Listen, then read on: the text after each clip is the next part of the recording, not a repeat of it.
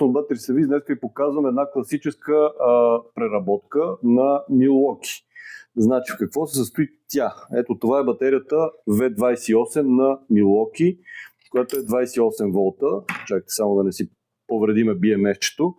Така, 28 волта, която батерия е преработена с ето такова нещо, 7 клетки вътре. Както виждате, BMS-а леко така се е позапалил. Този и този, разделени са на две групи. Едното е 4, другото е 3. Сложени са два BMS-а, които са за един е за 4, другия за 3S. Нали, окей, те са 40 ампера, обаче сами по-отделно явно не могат да се справят на тия натоварвания. Друг въпрос, че вътре няма никаква вентилация в тази батерия.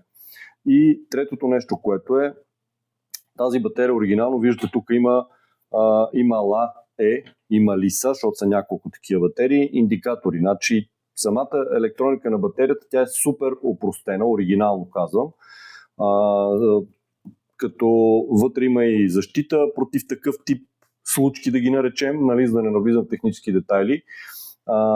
И съответно този тип BMS-и не са особено подходящи. Стандартно тази батерия вътре са с едни клетки, които приличат на тези, това е 21700 молисел, нали, но стандартно вътре са 7 клетки, 26700, пак са литиеви-ионни, но са на 3000 мАч и са 20 амперови. Съответно, това нещо, което може да се направи, за да съберем тази батерия, да подкараме в някакъв вид, в който относително ще работи добре. Не казвам, че това е брилянтното решение, въобще не е.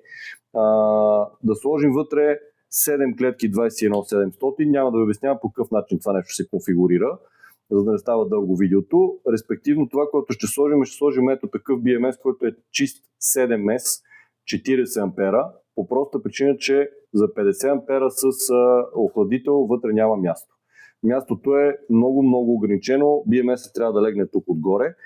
Нали, оригинално е лежал тук отпред и е бил ето такъв, нали, с такава големина. Ние сега в момента слагаме нещо подобно. Да, няма охлаждане, да, бла и така нататък. Ясно е какви са недостатъците, но нямаме никакъв друг избор. Унищожено е всичко от оригиналната електроника, изхвърлено е и респективно нищо не можем да възстановим, освен да импровизираме. Тествахме машината, дърпа около 25 ампера, така че би трябвало това нещо да свърши. Ако платката не прегрее поради някаква причина, би трябвало да работи добре. След като го приключим това нещо, ще направим втора част, за да ви покажем как са станали нещата. И това от мен за сега. batteryservice.bg